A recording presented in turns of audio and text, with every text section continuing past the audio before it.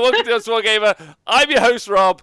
Welcome to the show. It's Monday. It's Age of Sigmar Monday. I'm joined by my co-host, Mr. Nathan Prescott. Hello, Nath. Hello, good evening. Good evening to you. And also by Mr. James Powell. Hey, all, how's it going? Great. In the corner there, you can see a picture of the Lumineth Realm Lords, because the first piece of news I've got for everyone today is that Games Workshop confirmed today that the Lumineth Realm Lords were actually a giant April Fool's joke, and they don't ever want to release it. It's not much good for me, is it? I said I wasn't painting again. How do you feel about that? How do you feel about their big April Fools?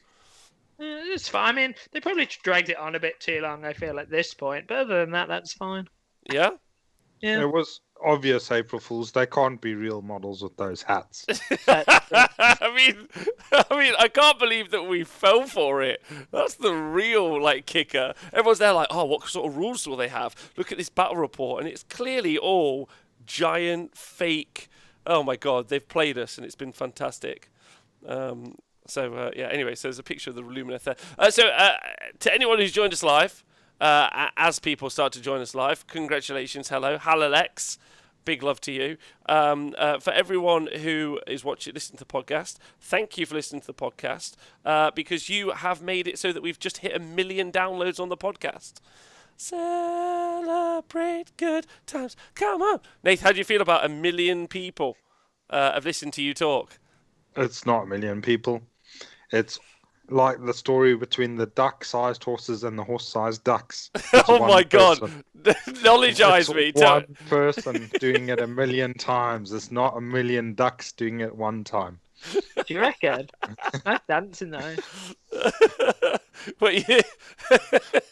So, do you feel that we have one avid duck?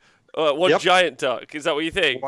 There's one mighty duck out there that's listened 1 million times. Well, if you're the mighty duck, can I just say a giant thank you to you? Because, yes, you're right, it's not 1 million people, but it does make me feel like a millionaire, because what a lovely thing to happen.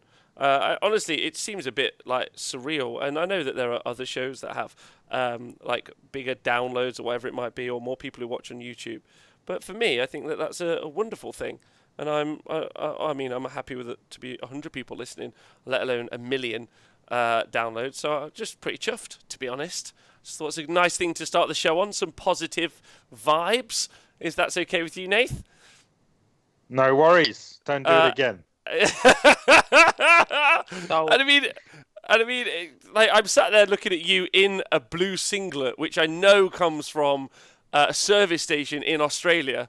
That you're wearing, so I know that those 1 million downloads, at least in part, caused us to go to Australia and meet a bunch of awesome fucks and become friends, which is nice.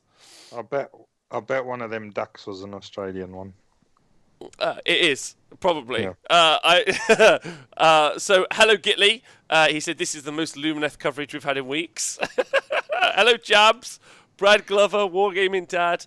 Hello. And Tomb King Tristan, thanks for being the clip commander. I say that one more time. The clip commander. That's what he is. I've upgraded his name. Hey, Ange. So today's show is, we talked about this a little bit before we went on air, me and the guys. There's a lot going on in the world right now, so I thought we'd just have a real positive show. We took some questions from the chat, and we just hung out and did some painting, if everyone's okay with that. So if you would like anything else from the show today, you won't be getting it, but feel free to ask questions and be part of the convo. But before we get on with the show, and I guess as part of the show, I'm going to ask how my co-hosts are. Nathan, how have you been and what have you been doing? I'm good, thank you. I've been doing nothing at all. Just sitting around in my pants, doing nothing. No, I've finished painting my squig herd. So I got the herders done, and the squig herd, and it's all based. And how it's big is your inside squig herd? this box. What box is it? Do an unboxing! Do an unboxing! It's a wanker box. Anchor box. It's like a wanker box, but without the W. There's this orange fella. What's his name? Yeah, what is his name? Squig 1. Okay. This guy with a mushroom. Well, what's his name? What's his name? The Squig Uh, Angler. Squig Herder 1. No, he's Squig Herder 2. This is Squig Herder 1. Because he's got a purple mushroom. Blue mushroom. Whatever colour. It's all the same. Yeah, so there's loads of them inside there. Look. It's Yeah, like, but how many? How big is your Squig herd? Oh, yeah, lots. Uh, like Open Kinder Eggs on YouTube. It's 27 squigs and 5 squig herders. Ooh. So I've Okay. got a couple of spare squigs. So there we go. Can you ever have spare squigs? I thought you couldn't have too many. That's a great question. I don't know. It's a bit like a spare rib, I guess. You can never have too many, but they are called spare ribs. Okay. Can I just say big shout out to my friend, my Greek friend Giannis in the chat, Serafage. Damn, it's so hard for me these months to catch you live. Glad I did it this time. Oh, I hope you're well. Hope everyone in Greece is well. All of the feta meta, as they like to call it, are doing well. Big Spanish love to catch you. us. I thought we were so slippery. Too quick. That's what we are. We're Um, too quick.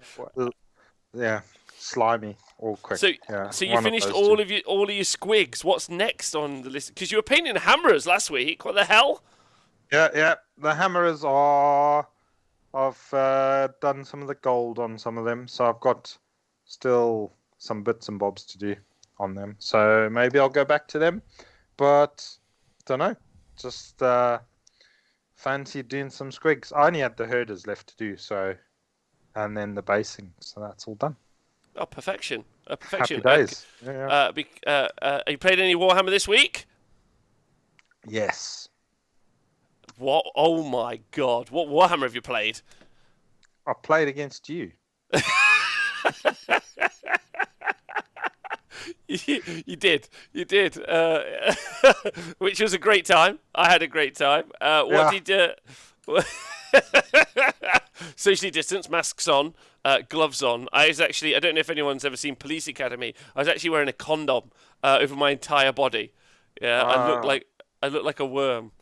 But it was a fun game. Did you enjoy it? I had fun. Yeah. It was just good to roll some dice, and yeah, it was good fun. Yeah. That was my Tempest Eye dispossessed with Caradron support list. It was quite fun. I enjoyed it a lot, actually. So, but they did lose out to the Damn demons. those. Yeah. Your mixed chaos, mixed whatever it's called, lead demons ascendant or something, whatever. Fucking. I only want you to Dawn name. Summoner Ascendant. Was it? No. Horrors Ascendant. Pink Horrors Ascendant. That's what it's called. Pink Horror's Descendant is basically the name. That's exactly exactly the name. Hello, everyone. Rograx, what up? Brap, brap. Gitley, Dydrin, Scrivo, thanks for being here.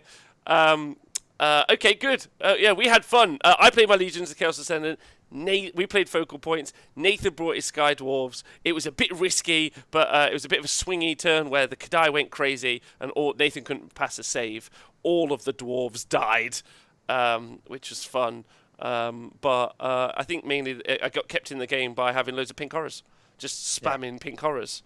Also, Nath, almost finished painting my army. Hashtag just saying. Which one? Well, that army that you played against. That army. Cool. Oh, nice. Which is quite rare for you to having played me with an army that's fully painted, right? Yeah, it is, to be honest. Yeah, but no, that's great. Be good to see a painted army again, yeah? Cool. It was. You got anything else you've done this week? Anything else fun? No, just plodding away at work. I've been in a loft for a few days, so I'm all itchy and just with crook back and itchy. So there you go. Oh, buddy, I'm so sorry. Bloody lofts. You need a shiatsu massage. Yeah, one of those socially distant ones. Yeah. Yeah, I hear they're great. Well, you could use crystals for healing. That always works for me. James, how you done this? How have you been doing this week, and what you been up to? You're all right. I had my first socially distanced game of Warcry this week or last Okay. week. It's only Monday, which was surprisingly enjoyable. Don't know if anyone's played. But yeah, I thought it was really good fun, and I like the fact that nothing gets a save, so that was good fun. Like just smashing people's face in. What do you not like about what do you like about the fact no one gets to save? It's just funny, isn't it? So like like normally you'd be like, right, I can charge this guy in, and he'll probably do some damage, and he's a tank, so he's got a 3-up. So statistically, like your head goes through all those decisions, doesn't it? I think before you charge something or fight or whatever. I just think like Warcry's just like, right, I can charge in this guy and he kills that guy, but then that guy charges my guy and he dies. I just like they're almost like the constant game of chicken. So I just found it really enjoyable. And I played with these chaps, the I can't remember what they're called. The Untamed Beasts. The Untamed Beasts, who were part of my Slaves to Darkness army, but didn't make the cut for the events I was doing, so I never finished them. So I played with them like maybe 1/9 painted, like they had skin on. I think that was about it. So they won me 2 games. So I decided they deserve some paint. So this guy's on the desk, which means for the first week in about 6 weeks, I'm not painting 40k on the Age of Sigmar show. Which is nice. Which is nice, right? So I did that. And then what else have I done? Not much else really. I went back to work, so I had last week off work. This week I'm back. So that's interesting. Like going back to opening my laptop of a morning.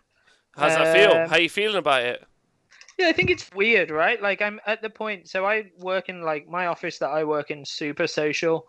Like we all get up, there's 5 of us, and we all get up and make tea together. So it's got to the weird point where I kind of miss those bits, I think, of just general normal social work activity. Mm-hmm. But yeah, so it was nice to, I guess, to have like a morning to get up for. And then this morning I had 2 really nice parcels, 2 hobby-related parcels. So I had some Masters brush cleaner, which I know is not very exciting, but I have no idea where my old one is. So my brushes have had a bath today. And then I had a second parcel.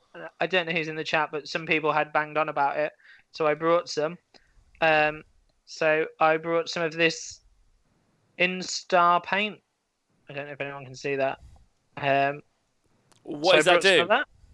So it's supposed to be really good paint, basically. So I've only literally just opened it this evening, but so this one is pure red, so it's just like super intense red, and it's gone quite well. It's come out quite well. It's in a dropper bottle. It's weirdly so. I mean, they're not paying me, so I'm going to give my own fair review. It came in what I thought was the cheapest pot because the lid's this loose. Then I couldn't work out how the seal broke. Well, I realised I was an idiot, and it's a really posh pot that has like an actual child lock on. You have to push it down. Oh, nice. Fancy. How posh is that? Look, there's a little thing inside and everything. So I've only used that. But they do like a whole weird range of paint. So at the minute, I think due to the lovely Rona, there's a load of stuff like that they're not stuck in. But so they do a whole range of paint. And then the ones I'm most excited about, but I haven't tried yet, but will and come back to yet, is they do a bottle of Water Plus, which is water but better. What does it taste like? Water Plus. Water Plus. Water Plus. Yeah, so you add it to your paint to thin it, and it apparently stops any streak lines. So I'm going to try that out. And then they also do a paint called, I think, Metal Plus that I also brought, which is basically a paint that you add to any color and it makes it a metallic. What? Yeah, so those are to try. So if people are interested, are you getting science paints? Yeah, science paints. Well, I have loads. So Science paints. I don't know if anyone knows. So I'm not a good painter. I don't claim to be a good painter, but I've just gone through like that crazy stage of buying. I think it's been locked in the house of buying crazy paints. So last week I talked about these guys. They're called Turbo Dork. And Have you been buying your paints off Wish? Like that's. the one that's full of glitter. That's what my custodes are done in. But they do all sorts. They're like my favourite paint company at the minute. So they do all these great the colour changing paints, like the iridescent ones. So there's this one that goes from red to yellow, and it's called The Ground is Lava. I mean, what more do you want from a paint company than a stupid name? I've got Spicy Meatball. Wait, who makes these? Turbo Dork. Turbo Dork. Wait, what's that paint called? Spicy Meatball. Spicy Meatball. Yeah, I'm in. I'm in. I have to say, this is one of the best metallic reds I've ever used. It's incredible. If anyone's interested, drop me a message. I can always send you a picture. But they're really cool. So I found them a while ago. They're an American company. They're like a small indie company. There you are, you hipster fuck. Yeah, hipster right. It was really expensive to get the paints here. So I think like if I wanted 4 paints, they're not very expensive, but the shipping was like 20 quid. Oh, So is that what all of our objective marker money went on? Yeah. Damn it! There's a really nice company in England. And do you know what? I'll just give them a shout out because again, no sponsor. They're called Exit 23, I think. I'll link it in the chat in a minute. I'll find it. So they're a small like independent store. They sell some really random stuff. But they also sell this paint. And I'm pretty sure it's just one guy that runs it because every time I ordered from them, he puts a little note in the thing that's like, "Hey, thanks for shopping. If you've got feedback, that'd be great." It's like a little handwritten thing. That's nice. Yeah, so that's pretty cool. Let me find. I'll stick it in. Oh, someone's already found it. Yeah, Heinrad's done it, and he already suggested getting it from there. So Turbo Dork, I'll include that in the show notes. Just like you to know that we're not we're not sponsored by Turbo Dork nor Exit 23 unless James is Turbo Dork and Exit 23 at the same time. How good would that be? You know what? I wish I was cool enough to name paints with these. Oh, there's another good one. Here you go. This one's a really good one. Sorry, I'm going back to it. This is a paint. Go on, what's it called? It goes from purple to a pinky colour to almost like a reddy pink. And it's called Let Them Eat Cake. Why haven't you told us about this before? They're amazing. Isn't that great? Yeah, that's great. My second order of those during lockdown. And also, like, I'm just going to go back to it. The glitter one I'm painting my custodes in, like, I don't think would be for everyone. And it is kind of offensive. But they do a gold and they do a silvery white that I'm really tempted to buy for my Lumineth. And like, it's just fun. Like, I'm not a good painter. When you say glittery, can you explain that in detail? Is it a gold that has glitter inside of it? Yeah. So it's the Groschlager of paint. Yeah, let me see if I can. I mean, there you go. So you might not see, but you can probably see the light. Oh my God. You can imagine. So yeah, you can imagine. Literally a gold paint full of glitter. So when you buy it, it's literally, I think it says, here you go, shake well before. Oh no, it doesn't say on here. I think it says in the instructions. It's like shake well. Shake more than you would normally. but just wicked. Wow. Okay. Well, that is not what I was expecting to learn about. So I'm super happy about that. Good. And you've been painting up your Warcry Warband. Yeah. So I've been painting these. So basically, I played 2 games. I don't know how much people have played Warcry last week. That were like basically, I guess, demo games. So maybe you let me win.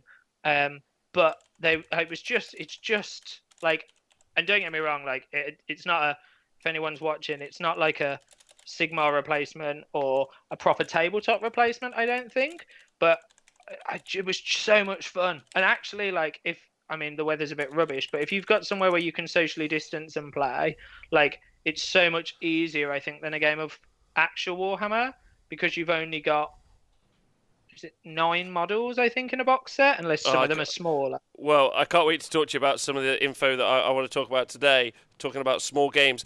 Question, where do you get... we had a question in the chat. Also, big up to everyone who's joined us in the chat. Dude, our day, I see you. Tristan, K-Dread, Imperial Pimp Slap, thanks for being here. Where is Water Plus from? And again, Nathan did ask you, what does it taste like? I haven't tried it yet. Literally, it's not been opened. I haven't opened it. It's called... I'll find the link. Hang on. Let me just get the link. Because that's easier. It's from a company called Instar Paint, which is kind of a bit random. But yeah, the red, I've only just opened the red, and it seems pretty good. There you go. Nath, the shop. How do you feel about Water Plus paint? It's got to taste great, hasn't it? Yeah. Let me find the hilarious. Let me see if I can find it. Here it is. It's actually got its own tab on the website. That's how important it is. It's a unique creation only available from the company. Once you use it, all other thinners become useless. So it's basically a medium. It cross-links the paint and pigment particles in the solution, evenly distributing them compared to typical water-based mediums, which attract pigment particles. God knows. Apparently, it's good. Someone I know that's a really good painter brought some and said he didn't think it was the miracle cure that it might describe itself as, but that it was probably the best thinner he'd ever used. Okay. Well, I'm learning so much more than I expected to learn. I'm just not going to lie about that. I thought we'd hang out, we'd talk some positive news, and now I've learned that there's glitter paint in the world, there's water that's better than regular water, like but it's quality funny, right? H2O. Huh? I think I've done more hobby than I thought. Yeah, yeah, you have done loads of hobby. Congratulations. You and I have done nothing. I bet you've done loads more science than you thought. Yeah. So I think I don't know, I guess like chatting, painting. I think my problem was that basically my Games Workshop paints loads of them. The lids don't go on properly because fuck those lids. Mm-hmm. And some have dried out and some have been around for ages. And it's not that I even think the paints are overpriced, but it really annoys me when you get to them and they're like dying and you've barely used them. So I just decided rather than do that thing I know loads of people do where they decant GW into dropper bottles, because God help me, I cannot be bothered to do that. I thought I'd just go random and try some of the companies and see how I got on. Okay, well, yeah, like I've been painting with all week with random colours. I've been playing with like Elemental Bolt, and I actually can't actually show anyone my painting because, as discussed before, it doesn't show up on the screen. So, which is super weird. Although you get this really fun kind of outline that you guys could see, which is funky. But so I'm painting up my Lord of Change. I'm hoping on today's show that I get quite a bit of it done to talk about that. Hey, Victor. Hey, Victor O News with the Goblins Army. I played the one-drop list this few weeks with the great results. Well done, Victor. Proud of you. I'm proud of everyone for being here in the chat. So I've got some, while we paint, positive news. And I've got some interesting news, if you guys would like to hear that. That's what we're going to do today. We're going to do positive news, interesting news. We're going to be uplifted emotionally. What paint is that? Starburst. Well, so I'm currently, there's a green screen behind me, so this isn't, as much as I might clearly be someone who lives in this quaint medieval town with spires, this is not actually real. So this paint is just a greenish paint that doesn't show up very well. It's from Army Painter called Elemental Bolt. But yeah, so it just won't show up on the screen, which is weird. So Nathan, James, Twitch chat, and most specifically Age of Sigmar fans. I've had this chat a bit today, and Tristan clipped a video that I had with the wonderful Mr. Jim Vessel on Saturday, where we talked about 40k demons. But I'm going to bring it up now for Age of Sigmar. Have you seen that in new 40k there is a new minimum board size? Yeah. Nath, have you seen that? I've heard this, yes. I have heard about this small tables thing. Okay. The small tables. Most specifically, they've gone from 72 inches by 48 inches to 60 inches by 44 inches. So, first off, and this is really important, not the catchiest name ever now. You can't just be like 6 by 4. It's like 60 by 44 inches. Everyone's like, that's very specific and weird. There's that. But hello, by the way, to Starburst, Vangelis, Jabs, and also Beer and Blood Bowl. What up? Fantastic guy, I see you. So, here's Scott Riley. Thanks for joining Patreon. Woohoo! Thanks to everyone who's on the AOS Game Patreon. All right. You get a little dance from me. That's right. Pay the monkey to dance. This is me. Right. So, Nathan. Yeah. With that being the case, and all of the major tournaments have said, so WTC, LVO, Adepticon, all of those things have said that they are going to use they're going to use the minimum board size. Yeah, so that's just a carte blanche. So that's going to happen in 40k. Oh, they're reducing this. So you're going to go with the because that's the minimum, but there's no maximum then. No, there's no maximum. Cool. Right. So understand that like GW are going to do that at Warhammer World. Like they're going to do it all around the world, right? So every major event is already signed up and said we're like not only is it the minimum, but it's the one we're going to use. So they're going to go to smaller table sizes. Okay. That's an established fact. That means, in my opinion, the rumor of rumors is that Age of Sigmar 3, or maybe even this General's Handbook, whether it be this General's Handbook coming up or next year, because if we follow the 40k rules, I assume we're seeing Age of Sigmar 3 next year. That's the kind of like timeline I'm working on in my head. Or if not, next year's GHB, whichever of the two. I think we're going to see Age of Sigmar go to the same size board space. And then it makes no sense why. Their main reasoning behind it is apparently it fits better in shipping containers. Yeah? Okay. So that would mean that why would they just do an exclusively 6x4 one? Are they playing Warhammer in shipping containers? Cool. I didn't know that. Yeah. Yeah, Is that actually what they said? Did I miss that?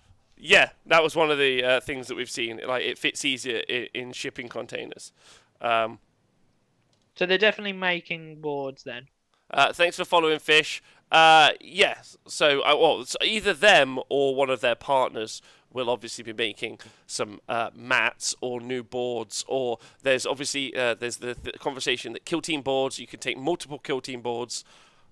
Honestly, this is a very weird thing that people keep telling me. Everyone's like, Rob, you can actually... Oh, Rome Writers. Rome Winters. Thanks for subscribing.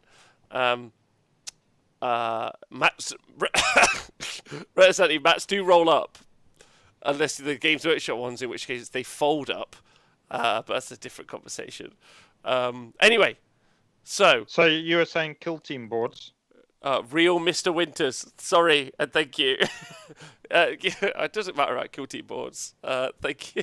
Because I heard that it's the same size as 4 Warcry boards put together. Is it the same with kill team boards? Imperial Pimp Slap, thanks for donating $3 to the show. I'm so poor, but have a coffee. Thanks, Imperial Pimp Slap. Oh, thanks. That's very nice of you. What do you say? And you think that the new board space will be Kill Team Warcry is the same size board, so it'll be the Warcry boards. So 4 of those makes that size thing, does it? Yes.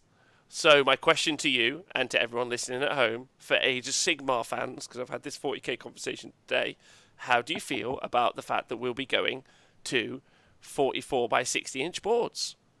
Please discuss. James and Nathan, you guys, please tell me. Well, it's been drummed into us for ages that size doesn't matter. So they're just confident in their sizes. Size doesn't matter, it's what you do with it. So there you go. So it's smaller. You lose about 25% of the board space is what you lose. So yeah, we're going to have a smaller board space. James, have you got any thoughts about it at all? I just think it's nuts. Like the game's been played on 6x4s for so long, and I know I don't know. Like basically what they're doing is making every Realm of Battle board not work anymore, isn't it? Which seems like a really crazy thing. Like if you, and I know they don't sell them very often or push them very hard, but like if I'd spent 200 quid on a Realm of Battle board, I'd be pissed. Like I don't know, and I can't believe I think You'd be pissed because you've been playing with the Realm of Battle board. Well, yeah, pretty much. I mean, that's the main problem. Yeah. But I also can't believe like events got on the back of it, because if you think like as a Sigmar player, if you think of like Bobo, of which last year there was like what 200 people, with 200 100 6x4 mats. Yes. Like if you're running an event and you're not Games Workshop, who are making those boards and getting them all for probably £2.50, that like it's huge. Well, you can still use your normal board. You just don't use all of it. I think, but then what's the point? Like, it's annoying. Because, and then I understand, because I've had the conversation with people where everyone was like, well, events are going to swap, aren't they? Because they can cram more people in. Well, it's going to be, you're against the wastage of board space. Oh, what do you mean, Nath? Because then it's like all our resources are being wasted, and now they're wasting another resource, board space. Well, I mean, the idea of fitting more people into a room at the minute than less feels like a negative. I'm just going to say it. Follow up. I think even when... So antisocial. Yeah, that's me. The other thing is, if we think about Warhammer World specifically, not like an event like CCPB where there was just tons of room. If we're thinking about some of those events, I mean, I was butt to butt with a lot of people in those areas. Like, so now you're asking me to be butt to more butts. And some people are okay with more butts to more butts, but in my life, I kind of want less butts to my butt. But that's a personal preference, and I understand other people prefer butts to butts. So I guess it depends. Nathan, well, some people like butts to butts. Okay. Yeah. I reckon there's someone in the world who wouldn't mind someone farting up their butt. Okay, fair. There probably is. Like, and I'm not saying Nathan probably knows them. He probably does, but I'm not saying that that's the regular Warhammer player that wants someone to fart up their butt. But I'm not saying it's not either. So, I guess that's kind of the conversation. Apparently, intern Matt, love intern Matt, really like him. He says he believes that that's called a moon landing. Cool, great name. My favourite thing still about intern Matt is the fact he's just called intern Matt on Twitch, and I love the idea that he watches other channels and they're like, "Who's this intern kid?" He's like, everyone's intern. He's the Warhammer community's intern, and he's my favourite. He's so great. Desert Sketch says, "How will this affect the 1,000 point games that we're all playing?" Great question. I can answer that. Go on. That. It won't. Yeah, it won't. No. Gorka Morka makes a good point. We need to have more women players and better hygiene to lessen the sting of butt to butts. See, I agree. I don't with less board space, more butt to butts.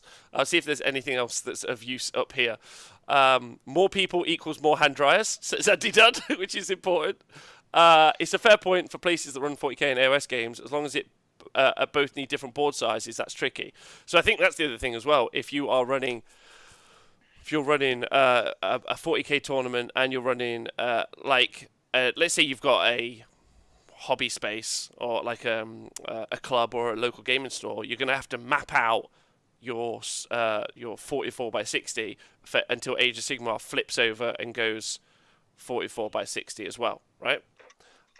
So quite interesting there. Everyone wanted some space to put your books and dice and things down off the table. Games Workshop have just given you a free foot of space at the end of the people still complaining. I don't think I'm complaining about it. I think the one thing that came up, which Vangelis made a very good point about, is I quite like watching some stupid Fire Slayers like deep strike onto one objective and be like, ha, you're there for rest of the game, right? Whereas now, everything's a bit closer together, which makes movement a little less important. But that's my only criticism, other than obviously the financial impact on the audience and people around the world. I think for me, my big thing, and I know someone the other day in something I was chatting about this in kind of was like, oh, it would be cool to have like the extra space on the table for books and stuff. But I think my issue is that what I imagine we'll see is not them then going, cool, here's a table, this is the size of it now, this foot is for your books, your ruler, your stick. They'll just fit another table in. I think that's my issue. They'll just do us, and they'll make the book smaller as well. Then we'll be fucked.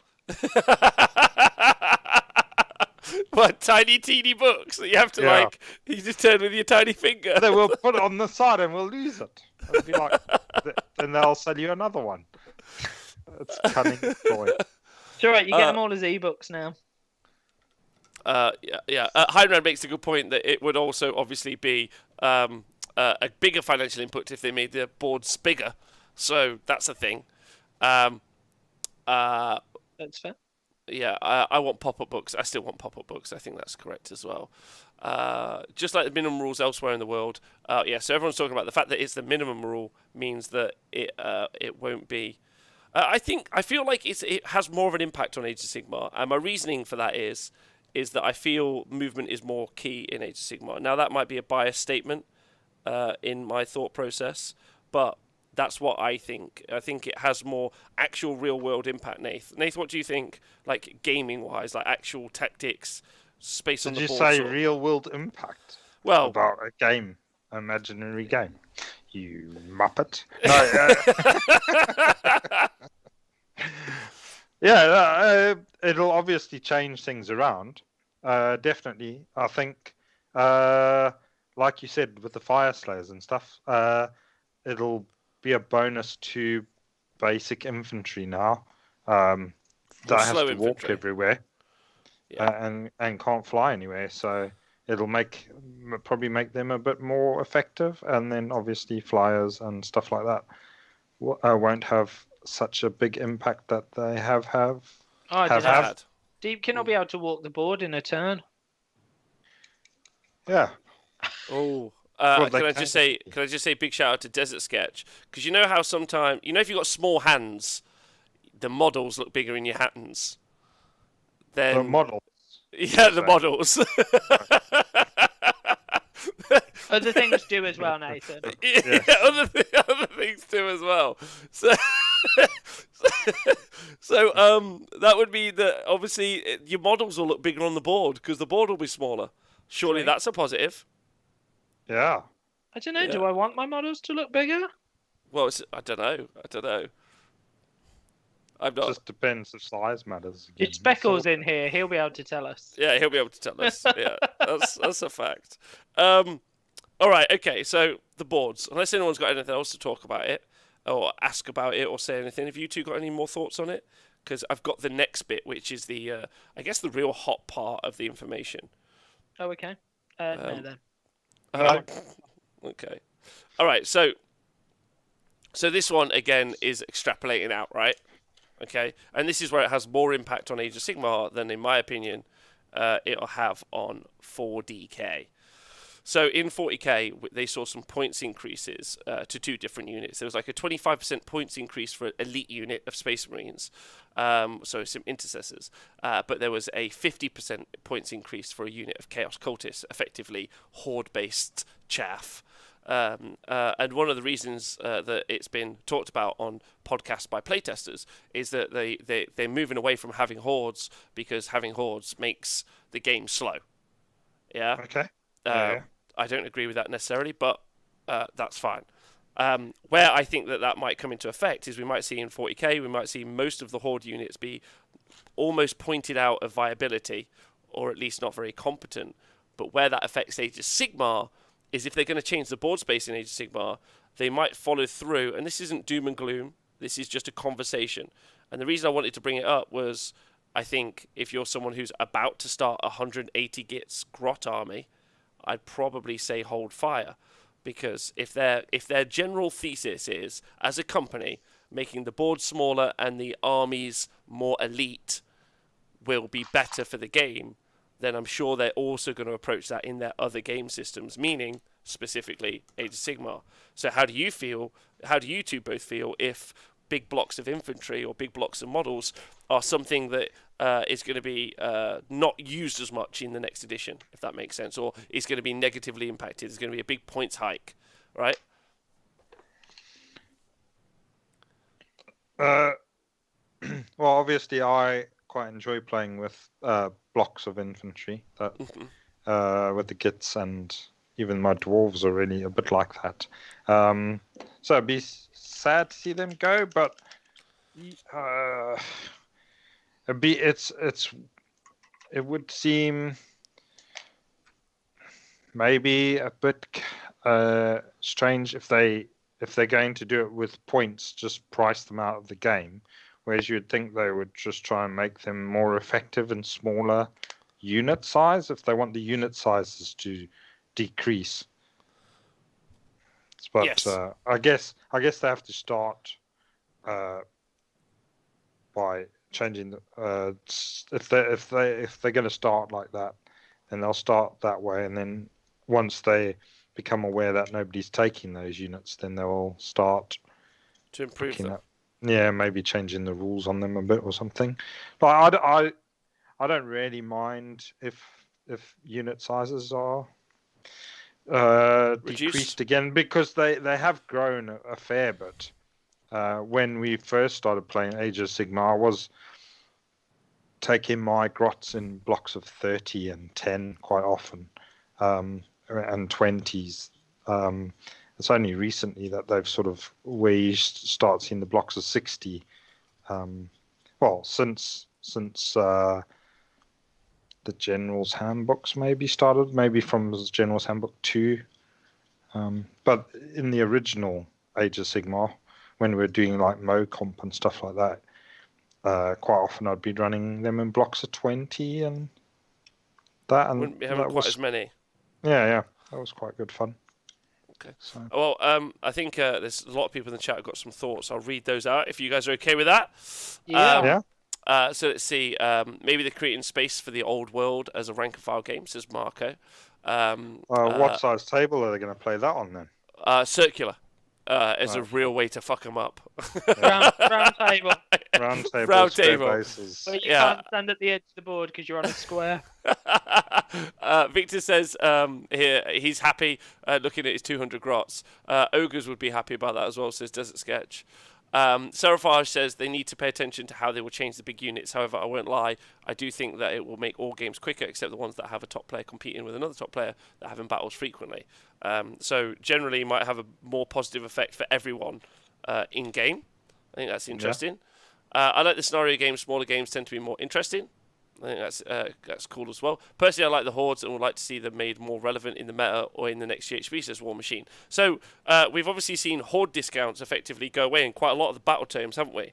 Yes. And if you guys don't know what that means, you used to get, on pretty much every unit that you could take as an infantry block, you used to be able to get like the max unit, and when you maxed out a unit, you would get a discount for taking the last 10 or last 20 or whatever it might be. Now, obviously, they've still put that in Seraphon, which is the most recent book, but they haven't put that in a lot of the other books. And they've done things with Horde units like Marauders, James. I know you're a big fan of this, where Marauders went from 100 points for 20 models, or no, I think it was 120 points for 20, but it was 200 points for 40. But now, the Marauders are way better. They've got loads of buffs, but they've gone up to 300 points for the 40, so they've had a 50% points increase, but they've arguably had just as good a rules increase, right? So maybe that's what we're going to see. We'll see things like Marauders, but it's a bit weird because Marauders are just so much better than Chaos Warriors. Yeah, I think some of it's about balance, isn't it? What's really weird, I guess, sat listening, is that, and people might agree in the chat, but a company that sells models trying to sell less models. Well, no, because what they want to do is they want to sell you a box of... No, because they're selling a box, right? If you buy, let's say, 20 Marauders, then that's a box of... They sell that in a box of 20, right?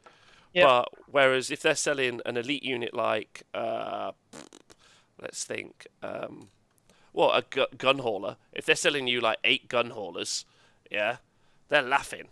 They're having a great time. So I think all they're doing is they're shifting focus to what they're selling. They want to sell you a box of something, and it doesn't matter if it's 20 dudes or a big boat, effectively, I think. But that's my hot goss, and I wondered what you guys thought of it, really. That's it, because I think the writing is on the wall. I think it seems like it's a very obvious place that it's going to go. I'm not trying to Nostradamus us. What is it? What I'm doing there? Portent doom. Yeah, I am. So yeah, Nathan, got any other thoughts on that, or not really? No, it'll be interesting to see. I mean, so potentially we've got the General's Handbook coming out this month, is it? June? Or does it come out July? I don't know. I'm hoping Yeah. June. Normally it's early July, right? Yeah, sometime. So within the next matter of weeks, really. So it'd be interesting to see, if any of those changes, because they can obviously introduce the new minimum board size in the battle plans that they give us in the handbook. Although, yeah, the last handbook they separated the points out from the handbook. So does that mean they're just giving us points this year, or are they going to redo battle plans? That's a good point. We don't know. We don't know if they're going to They're going to do some new battle plans, or they're just going to readjust the points. I mean, I'd be excited for some new battle plans. I won't lie to you. I think that'd be fun. Some new battle plans would be very, very cool. Because last time they had the points. Don't forget, last year was the start of meet and engagement. So all those meet and engagement tournaments have kicked off, which has been fun. I think the current How many have you been to, Rob? How many meet engagements have I been to? Yeah, Tournaments. how many I've been to. I think I was planning. Actually, I had several lined up for the calendar this year, but obviously because of the Rona, I wasn't able to go. They were actually all just at. Yeah, they were all actually just at intern Matt's house. Okay. Every single one. It was a 2-person tournament, but I really liked it. I couldn't wait to potentially win more, but. Did you have any lined up, Nathan? Any meet and engagements tournaments? Not Warhammer, no.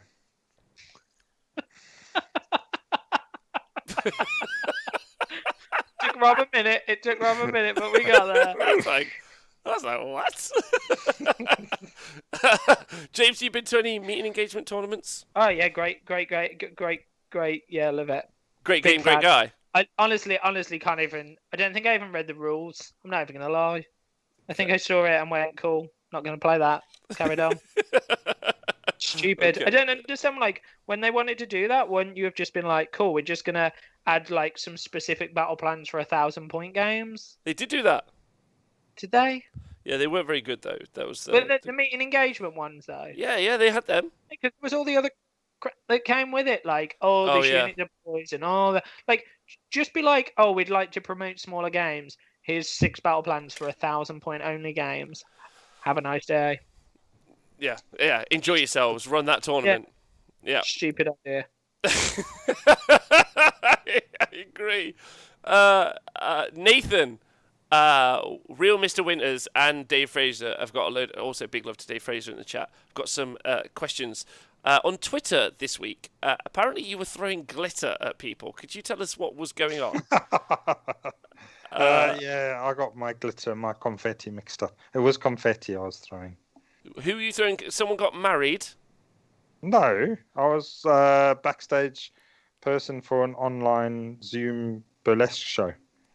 So when the boobies came out, then I threw the confetti to make it like a special thing. It's a tough old life, but you know, How did I miss this? we muddle on through. I wish me, when I first met you, the very first podcast I ever did, I remember I regaled some of that story when I was like, Nate, this is what Snapchat is, and you were like, stupid, not interested in Snapchat at all, what the fuck is that? And then you and me Snapchatted for like 6 months, which was the best. Yeah, But you just said that you were the stagehand for an online Zoom burlesque show.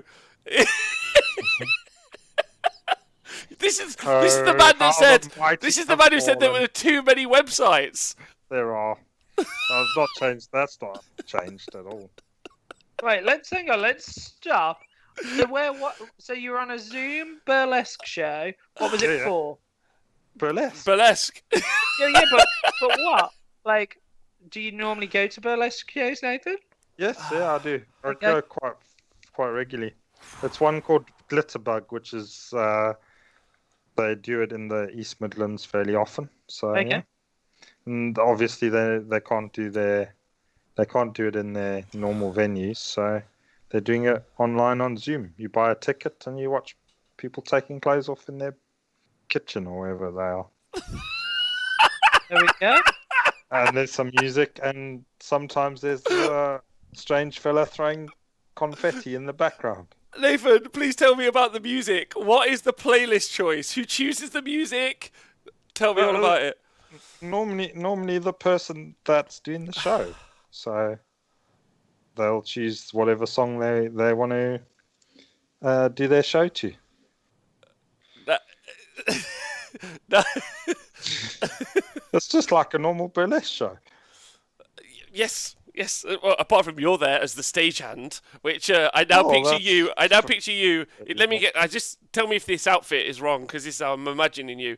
Clipboard, yeah. Some sort of headset, yeah. Just like one ear on, just like cue music, stage left, and then at some point you like do a rallying circle and you just start throwing confetti. Why confetti, not glitter? That's my question. We put we stuck the glitter on the body of the person, and then we threw confetti at them. Yeah, it's quite hard to throw glitter. Also, it gets everywhere, right? Yeah, You don't want to make that it mess. did get everywhere. I've got glitter everywhere on me still. You gotta clean that up. I was so glittery on what day was it? Saturday. Sunday. Well, Saturday night, Sunday. I was sparkly like a vampire. So, What, you're also making Twilight references now? What world am I living in? I think that's it. Like, let's just turn the stream off, shut the show down. We've completed it. War Machine, glitter to make Nathan fitter. Nathan, has burlesque and glitter got anything to do with the Nathan Prescott cult? That's all very hush-hush, I'm afraid. We can't really divulge that sort of stuff. You might, excommunications and stuff could arise. Well, I hope that's answered, cleared up. There was a lot of people. I just got made redundant. Oh, press F. Oh, Devon. I'm so sorry. Press F's in the chat for Devon. Loads of love. If it makes you feel any better, Nathan's balls are covered in glitter. I know that doesn't probably cheer you up, but that's just imagine. That's a mental image I didn't need. You don't need it. Imagine two conkers in a sack covered in glitter. Just press F. Well, Nathan, that sounds fun. It was, yeah, I enjoyed it. Yeah, good. All right, positives.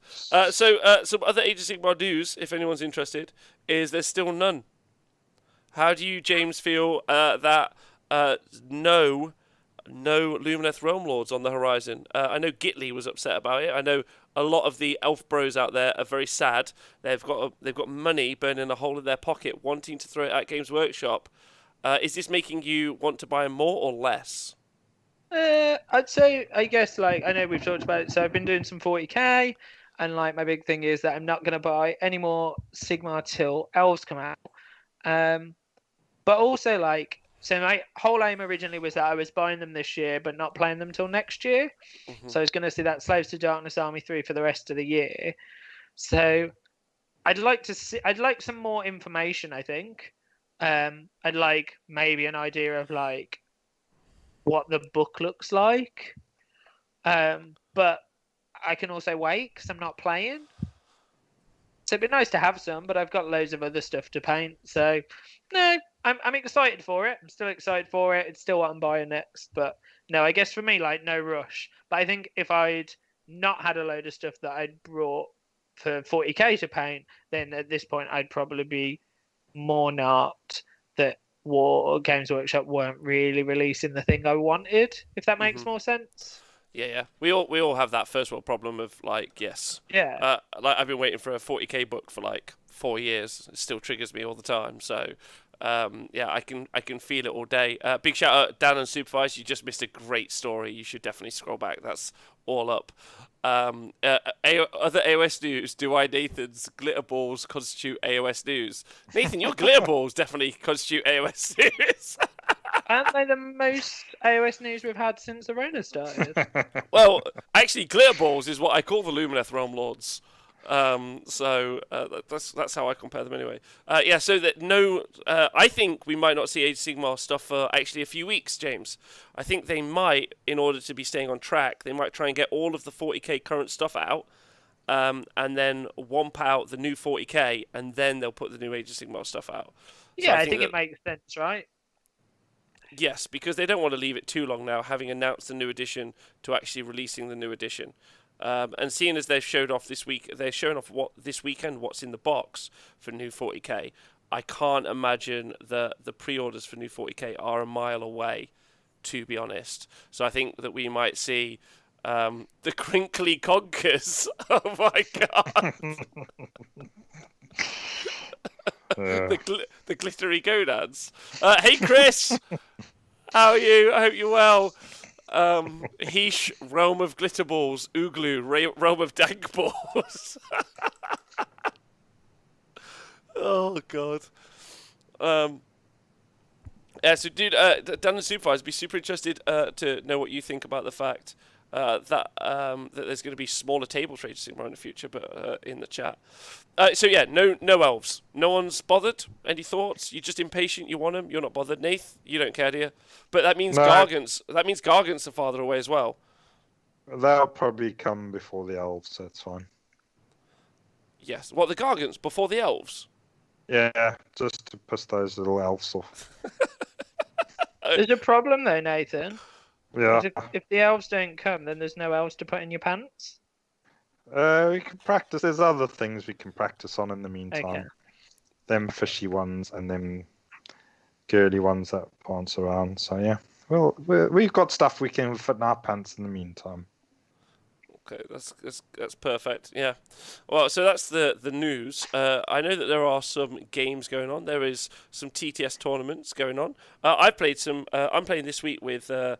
If you guys are interested in any way, I'm playing this week with my Slave Startness army on the Battle Breakfasts. I played my first game today, and I beat up some Gits, Nathan. I beat up Pete's Gits, although that's not fair representation of what happened. It was fairly close. A priority roll was quite important. But yeah, I was playing with my Slave Startness, and it was quite a laugh. I enjoyed myself. That's good. Yeah. So, what's the thing with your list then? Oh, okay. So I told you about it. I told you about it. Do? I told you about it the other week. But effectively, there's a command ability that the army has. So you got Slaves to Darkness, and then the command ability is, and it played out today. So all week I'm going to be playing different people, and what I'm going to be trying to do is use this command ability, which you pick a unit at the end of the charge phase, you roll a dice for every model in that unit. On a 3-up, then you reduce how much they hold the objective by, which today was really important, because Pete had got like 20 grot shooters on an objective, but he didn't have all 20, he only had about, I don't know, maybe 10? But I rolled... But I rolled 20 dice, because I picked that unit, I rolled 20 dice, and I reduced it by 13. So even though he only had 10 on the objective, he was -3 to holding the objective from that unit, if that makes sense. So my 3 Varangard, who were also my general, so those 3 outnumbered the 20. They killed the unit of Boingrots that they were fighting, and then I was able to hold the objective. But if I hadn't got that command ability, I wouldn't have been able to hold the objective, right? Yeah. So it was super cool. I don't think it worked. Like, I think it might struggle to try and use that ability, like that to be the key focus. I'll let you know during the end of the week. But one of the other things I've noticed, and I'd love to know what you guys are saying as well. One of the things that I've noticed about my games is that I've been fairly I've been fairly conservative with my gaming. Like, I'm quite reserved. I don't really tend to go in super hard really early. But I did actually do that this time. I teleported a unit of Marauders into the backfield, and I ran a lot of my units forward to get into a fight, which is quite aggressive for me. And I don't know what you think about that, being quite aggro to go and kind of like force your opponent, not even to make mistakes, just to give them too many options and overwhelm them a little bit. Have you ever used that as a? Do you tend to do that anyway, or not really? Oh yeah, yeah. It's a solid tactic.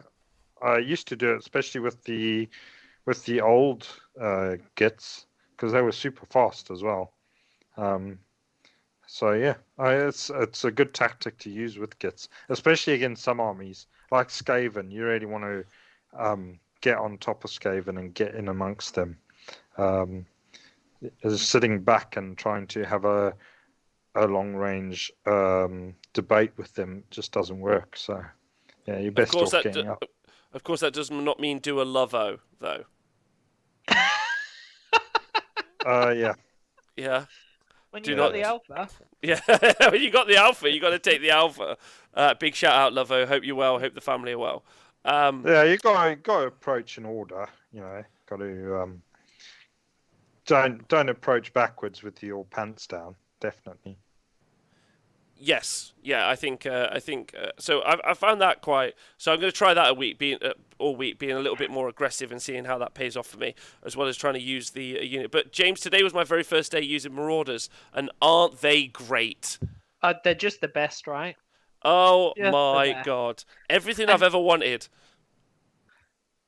I think my favourite thing about them is as well, like when I brought all those Marauders, Nick Thompson, if he's in the chat especially, was just like, oh, they're just so ugly. I was like, doesn't matter. And then I painted them all, and I loved painting them all. And then you take them to a table, and they were okay before, and then they buffed them in the new book, and they just went crazy. And like every time they kill someone, I'm like, this one dude, hideous, looks like He-Man. Smashed you. And there's just that bonus, like when someone's like, I'm gonna fight over there first, and you're like, ace. They ignored the 40 Marauders that now get all their buffs, and you start rolling all those dice, and people just cry. When you get them re-rolling everything as well, just the best. Yeah, today I had them re-rolling hit, re-rolling to wound, and re-rolling their saves. Yeah, amazing. I was like, why am I here? This is so dumb. But I had a good time, and I loved beating up the squigs. I'm not gonna lie to you. But they did well. The squigs, they beat me up in return. But I think probably, unfortunately for Pete, that army is just needs some points reductions, which I'm really hoping for in the GHB. Which leads me on to my next question. I'm happy about this. Yeah, look at me vamping. This is vamping, by the way, 101. If anyone wants to see me do this, you can go and listen to me on Warhammer Live for the first year of my career. I could do this for the next 9 hours. So,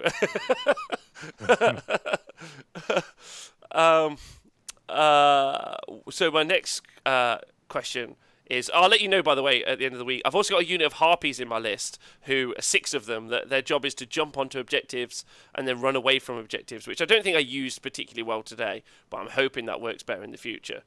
Have you got any Furies in it? No, I don't have any Furies. I've got Harpies. Yeah. Furies are good too, because they get the odd skink rule. Ooh. Do the Furies or the Harpies? I thought the Harpies got it. Furies. Are we sure? Yeah, I think so. They might both. They might both. They might both. Okay. Oh, what was my... I was just vamped really well, and I was about to move on to something. GHB, everyone. Yeah. GHB, let's go. What do you guys reckon? What do we reckon? Yeah, what are you hoping for? Let's do some wish listing. Let's do some positive mental attitude wish listing. It's not been... if you guys have just joined us, by the way, it's been a tough week for everyone, I reckon. And so we thought we'd just do a fun posy show. So what are some positive changes you'd like to see? 5x4 boards, Dave Fraser, fucking love you. Never stop. 2x1 board. I see your 5x1 and I raise you to a 2x1. 2x1. All right. What do you want to see, Dave? James, you can jump in. Let us know what you want to see. I think so. Like, I think having played Slaves to Darkness is kind of probably what will be my last army of 2020, I guess. It'd be really nice to see some points balancing in that book. So as a person that brought like 140 Marauders, buying that book and being like, oh, Marauders are the best unit was really useful because I had them, I owned them, and they painted them. But I also think it's really random that they brought out that beautiful box of new Chaos Warriors and made them absolutely hot garbage. Like, they are terrible. So I guess part of me would have liked to have seen them be good.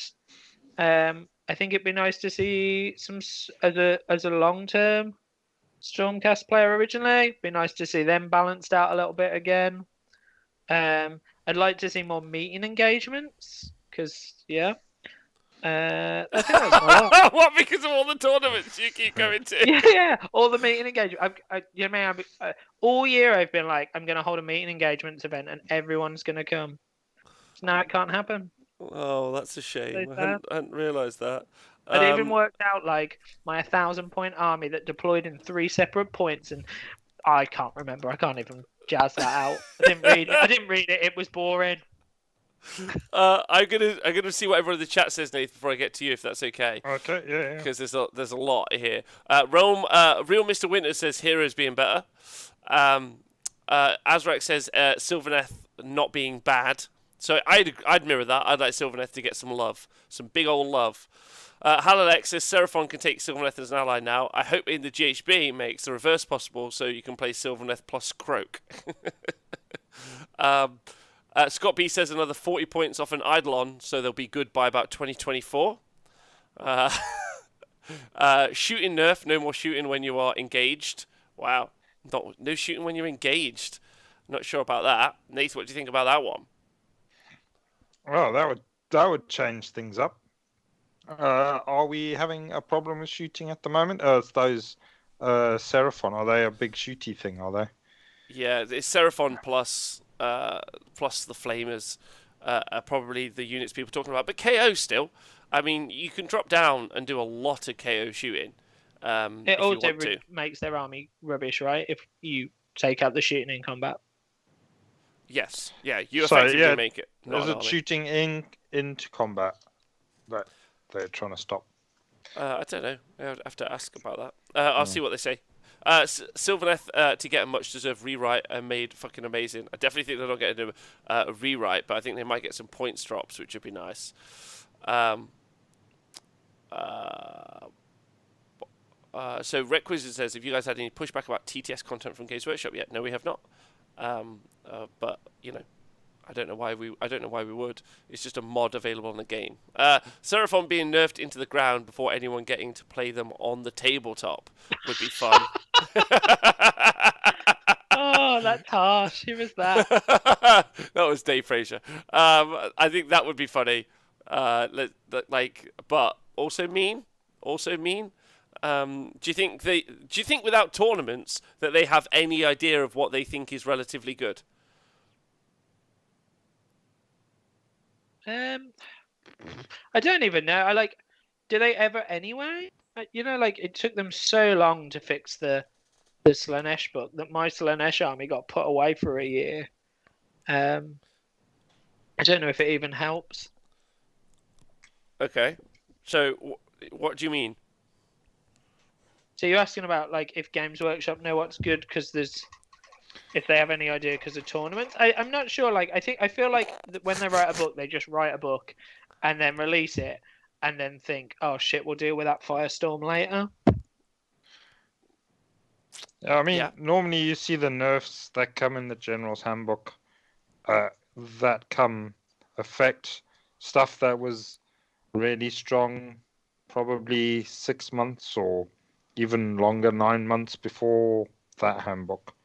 So quite often the General's Handbook adjustments are maybe sometimes affecting the wrong things at the wrong time. But I mean, it's just going to be nice for the General's Handbook just to freshen things up. But the problem is, obviously, we've not really been using the last General's Handbook very much, which is, obviously very sad because we haven't got our money's worth out of that other book. No, and also, this not only have we this General's Handbook, we've got we saw Zinch a bit and KO a bit before the game went away. But we didn't really get to see enough Slaves to Darkness armies on the table, since the release. So, we were just getting into tournament season, and then it all had to stop, right? So that normally informs all of the things that we like to talk about over the summer and what else is going on there. So it's been a fairly interesting time with what we think. So GHB is completely random, says Dude All Day. I probably tend to agree on that.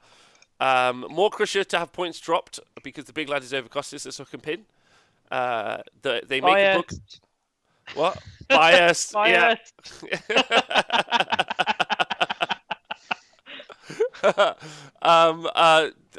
Honestly, I see two changes. Dun and Superfly is making a great point as per his usual self. Honestly, I see two changes to battalions. You either drop them completely, individually, or all at once. So no splitting and a little points balancing because they're all over the place. So Dan makes a really good point.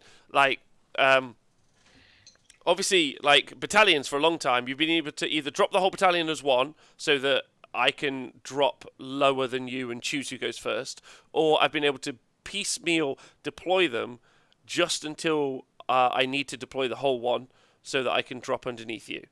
So I feel like that is a really good change. You have to drop all your battalion at once, or you have to do it piecemeal, and it's either one or the other, or it's in the rules. What do you, James, Nathan, have you got any thoughts on that? That's actually a really good point. It'd be a really good balance, because what you get from a battalion generally is already super strong, isn't it? So another artifact, the command point, etc., etc. So it'd be nice to see actually some balance brought to that. I think especially for the books that don't have any or have rubbish ones, it'd be nice to see the balance, because I do think the battalions. I know someone said, you said, didn't you, that the points are all over the shop? But I think sometimes the abilities of the battalions are all over the shop as well. Sometimes you buy a book, don't you, and you're like, these are rubbish. I think the Slaves to Darkness one wasn't particularly great. I know when I brought the Slanesh one, I was quite excited with the new Keeper of Secrets that they were going to do. So the Corn book has 3 Bloodthirsters, doesn't it? The Grand Clean ones, you can take 3 of them in the Nurgle book. I was like, 3 Keepers of Secrets. Oh, no, that doesn't exist. You can even do a Lord of Change one. I'd be interested in just a balance to how they were. Yeah, see? But no Keeper of Secrets, and they brought a new model out. Dumb. Yeah, that is dumb. That is. Faction updates for books from 2017 and older, says Colonel Cabbage. Hoping for those Bretonians. Give me them Bretonians. Ditch Horde discounts, says Dave. I think we might see Horde discounts ditched, to be honest. A Croxigal hero. That's a great idea. I really like that idea. That'd be fun. Croxigal great again. But they would have put that in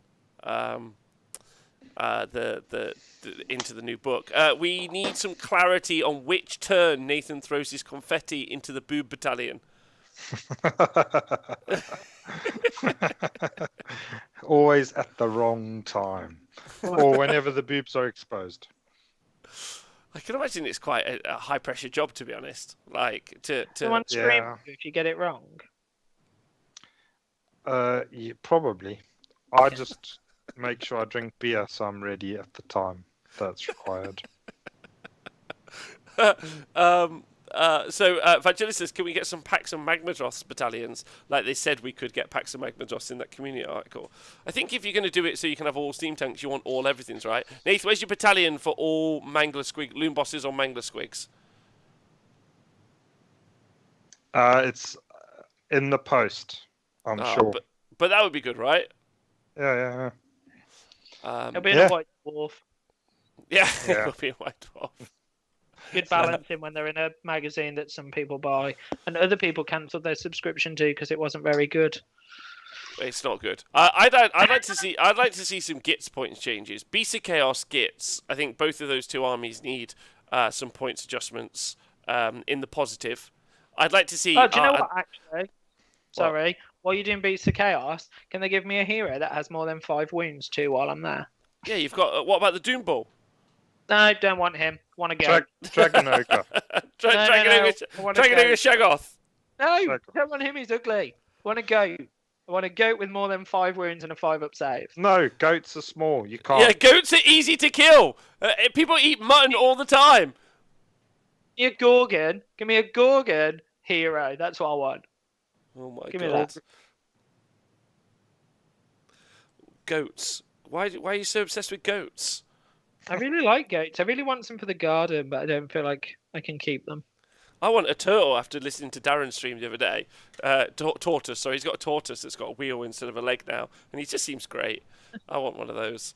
Yeah, I'd like to see the Trogs get points reductions. Their battalions looked at. Squigs, I think they all deserve some love. Beast of Chaos, I would like to see, and this is so important that people understand how much I mean this. Now, someone in some sort of comment somewhere online is going to say, Rob, I hate you. This is the worst decision. But I would like you to kindly fuck off. I would love them to put Eels at 250 points. Oh. Yeah, can you hear me? You cut off for a second. Yeah, Oh. what did you say? I said I would love them to put Eels at 250 points. Oh, okay. What do you think, Nath? Which ones? The Both. Unrendable, No, you do you know what? the Warsaw God, or the Achillean? So the damage Eels 250, defensive Eels 220. That's what I'm saying. Yeah, I feel that's fair. I feel they've had their time. Is no one just fucking bored of them? I'm bored of them. So bored of them. Do you know what they could do though instead? What? Delete the Pink Horror War Scroll. I know. I was just thinking, like, instead of doing that, remove the fly keyword from their war scroll. Yeah, that makes give no them sense. Give Swim them one. 6-inch move. What? Done. Give them what? 6-inch move. A 6-inch move. No, all right. They can keep fly. Maybe 8. They can keep fly, but they can only move 6 inches. I'm in. 5, They can stay at the that's it. points that they can stay at the points they're at. I mean, if Skyfires are 200 and Kurnoth Hunters are 200, they could at least go up to 200, right? Yep. Yeah. That's like that's my argument. That's my argument. I think they've had enough time. Eels up in points, Pink's down in points. Couldn't agree with that more, actually. I think Pink's are probably too expensive if you actually think about it. Because they don't really do anything. Science. What do you think? They don't do science. No. Well, they don't do much, do they? They just stand around. Their entire job is to stand around. It's just... I think the problem with Pinks isn't actually the War Scroll and the Pink Horrors. It's that there's so many ways of bringing them on the table for nothing. Yeah, there's quite a lot of ways to just bring them on the table, which is great. I just like to point that out. It's one of my favourite bits. Okay. All right. Well, I'd also like Sylvaneth to get some love. That would be my thing. And I'd like to see 6 new battle plans. 6 new battle plans. I think that would be fun. I'd also like to see all the rumours of the no realm artifacts in play, no damage, more than one after damage save in play. I think that would be really fun. No chain summoning would be good as a universal special rule. If they could put that in, I'd like to see that in play. What do you guys got any thoughts about any of those? Yeah. I think no chain summoning's a strong one, isn't it? Because as someone that's played summoning mechanics quite a bit the last year or whatever, I also think like there's certain things that need looking at still. So summoning's one of those, isn't it? That you can watch someone summon 10 Pink Horrors a turn, and it's just painful if you're then playing an army that can't. Don't know. I think like that's probably more of an individual army by army case, but yeah, I think it'd be interesting to see some more clarity in those kind of cool rules because they've not changed that much, have they, since the game started? Nope. And now it gets complicated. So I know, like, I guess because of Seraphon, that the garrison rule got brought up a million times over, didn't it? And that's a rule that hasn't been rewritten since the very beginning. So maybe like a look at those as well, like what constitutes in this, what constitutes in that. Does every general's command ability count to rule of 1? Like that'd be a really interesting thing. Like, cool. You can no longer stack command abilities ever. I mean, they had the opportunity to do that like 2 years ago, and they Yeah. they elected not to take it. So I think those random stacking command abilities are here for the duration. Whatever people like or don't like about it. Hey, John Etland, what up? Yeah, I'd also like them to re-clarify both activation wars and when abilities are used. Stuff that happens beginning of phases, when phases are. I think that would be really nice. Victor wants Pink Horrors banned. Just flat ban. I feel that. Like in my heart, I feel it. But they don't win all the. But if you look at the stats, Zinch actually hasn't won a lot of tournaments this year, so just some clarity there for everyone, in case anyone is thinking of being upset by them. I'd also like them to clear up garrison rules as well. I think there's some big abuse occurring with garrisoning rules at the minute, so I think that they could clear that up. I'd like them to tidy up the terrain rules where you've got wankers that are landing on top of little twigs and saying, "Oh, I've got a fucking massive model on this little twig." Yep. Can I make a proposed comp suggestion for terrain, and then see what you two think? Yeah. On Twitch chat.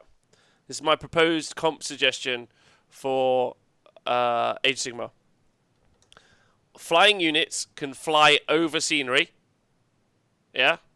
Yeah. Like, that's their advantage. They get to hop over scenery. Infantry on foot cannot climb up and down, but a flying unit cannot land on a piece of scenery. Like, they can land on what is called cover. So if you're on a hill, they can land on a hill, let's say. Yeah? But not on top of a building or a tree. Yeah? Or like... Or a twig. Yeah, or a twig. None of that bollocks. Right? And then infantry, things that can't fly, just have to walk around shit. They can't be halfway up a building. They can't be on the roof. None of that shit either. Live your best life. End of conversation. Done. What do you guys think of that? Yeah, it sounds great. I mean, they need to do something like that in the handbook, I think. Yeah. If not, I think that I think that's the one. Like Croak ain't popping down onto building tops. He's definitely teleporting onto things. Siege Warfare like a fantasy. There has been new terrain kits in the background of photos. Oh, that'd be fun. What do you guys think of my solution, my elegant solution? I'd like to hear your thoughts. Nathan, you got problems with that, or? It sounds all right on quick listen. I guess it's a case of playing it a few times and seeing. But yeah, sounds fair. Yeah. But I would also then to just. But I mean, there's up on different types of terrain, obviously. So I don't know. So like some terrain. Start again. Some terrain is made for you to climb on top of, isn't it? Anyway, with steps and stuff. I don't know. Well, I mean, the stuff that's made by Games Workshop, sure. Like, but are you talking about the Stormvault stuff? Yeah, that sort of stuff, or even some of the old stuff like the archways and stuff, which had like little platforms where you could stand on, but they didn't have any stairs, did they? Yeah, how do people get up there? Yeah, you got to jump 6 feet to get up there. It just makes no sense. I'm not into that. I wouldn't mind terrain classifications like a Marvel game, says Halalex. I agree with that. How would big stuff attack things hiding in trees? Well, they wouldn't hide in trees. You'd just be like the rule of sense. You'd be like, I can attack that guy. Like, also, just don't use trees. Abandon wildwoods. I would also ban old wildwoods from the game irrevocably. Yeah. You've just lost 32 subscribers. Wait, are you telling me that all of my subscribers are Sylvaneth players? Because that's wild.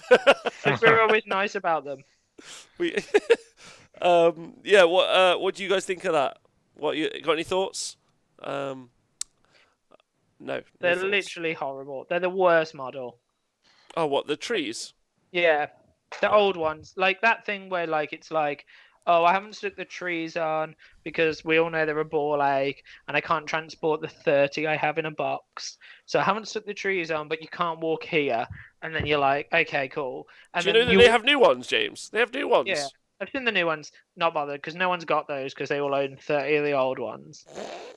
And my least favourite thing is that there must be, and not all of them, but I have played several Sylvaneth players, and they're like, cool, this is how it works. Haven't put the trees on. If you want me to put the trees on, I'll put the trees on. And you're like, no, that's hassle. And then you move a bit, and they're like, oh, no, you can't walk on the black bit. And you're like, okay, well, they'd fit, but it's a hassle. No, you can't walk on that. Okay, fine.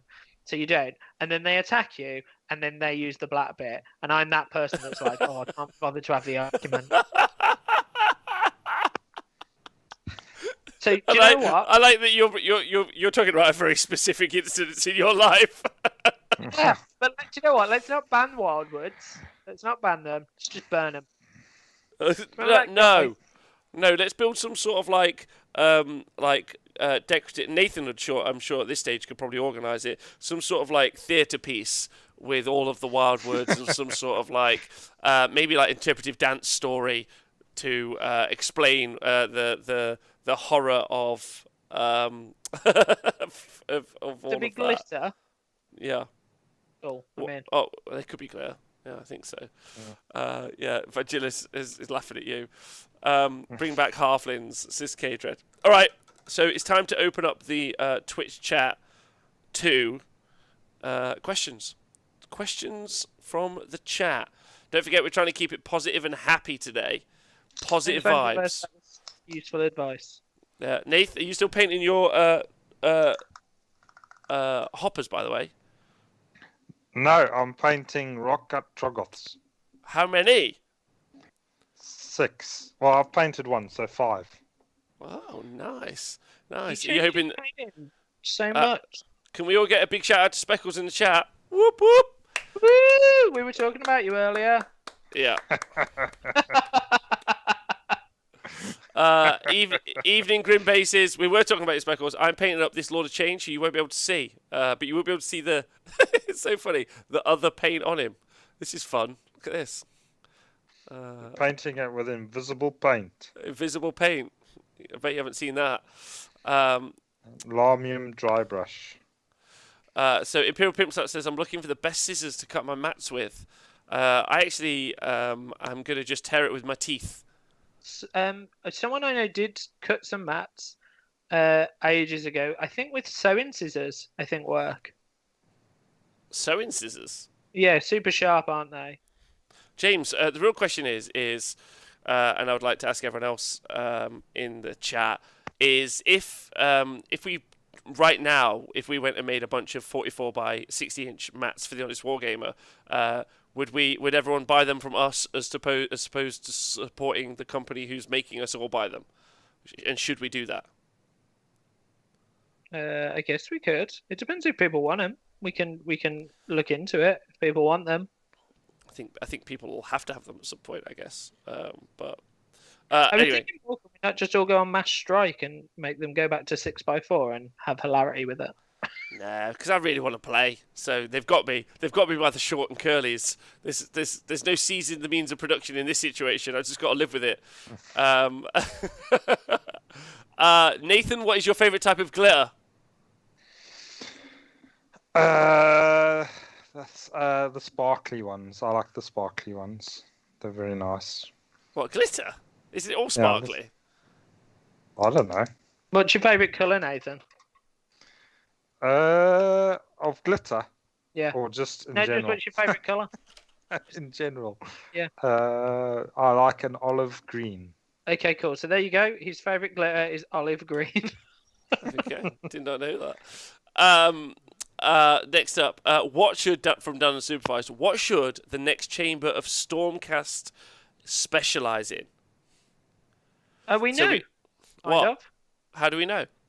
Well, there's names, isn't there? So I don't know. That was a lie, but I've had a guess. There's ones that sound like they're boring and they're builders because they're logistics, and then there's Desolation, who should be a load of siege engines, and then there's some crazy religious sounding ones. That was my take. I want the crazy religious ones or the blowy up ones. I don't want the building ones, but I will buy them. Normally, the crazy religious ones are also the blowy up ones. Probably.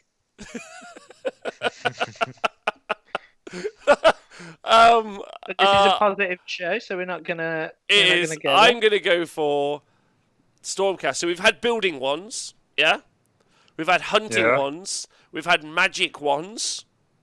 We've had monster ones, riding monsters, sort of thing, and we've had regular ones. So regular.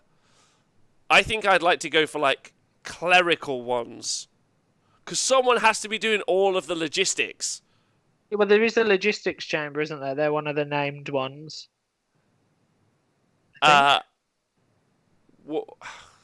What? You mean who? Oh, Who no, what? never mind. Never mind. I've changed my mind. I've changed my mind completely. Owen's nailed it. I want the Chamber of Bards. That's what I want. Yeah. Yeah, 100%. I want all the musical instruments. I want the fucking fluters, like, to be one squad. I want another, but they'll be called like the flutarians or something. Who knows? So we do have an issue though. Mm. So I feel like this is a big thing for Twitch to discuss. So if they bring in a whole thing of bards, where does the guy with the trumpet go?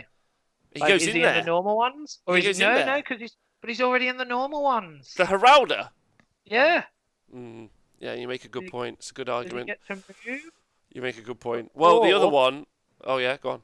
Or does the Chamber of Bards have a better trumpeter who's got like keys? Because obviously he's just a bugle with one key, and like he just laughs at the Knight Heralder for having an inferior trumpet. Can't take both at the same time. What sort of musical instrument does the actual Heralder have? Is it a bugle? Does anyone know? Got no keys, has it? There's one It's behind a me. horn. It's a Well, horn, yeah, Nath. but is it a horn? Because it doesn't have keys. I can't remember what the definitions of these things are. Whoops. Have we got any musical experts in the chat? Because Hang on. Oh, Here's my Heralder. The cabinets are full of Warhammer. Yeah, so it's like a bugle. Or a horn. What's with those things everyone played for the football? Vuvuzela. It's a Vuvuzela. There you go. Oh my god, amazing. Yeah, but then also if they did the musical chamber, they could have like some. Oh no, I broke it. Oh, it's not working. I broke it. I'm sorry. I broke my. I was going to do the voice. I was going to do electronic I'm voice. gonna do musics. Oh, I was going to do like a fun musical voice like this. Magic. Let's do Stormcast magic. I don't know if that worked. Yeah, I'm hoping this is back to normal now. Oh well. My soundboard's broke. Sad face. So the Vuvuzela. And the other good suggestion I saw, the Lord Saxocyst. Oh my god, yes. I am on board. So my favourite thing will now be if they make this, and then Owen's going to have a great case for suing Games Workshop. Yeah. A dude with drums making earthquakes. I'm into that.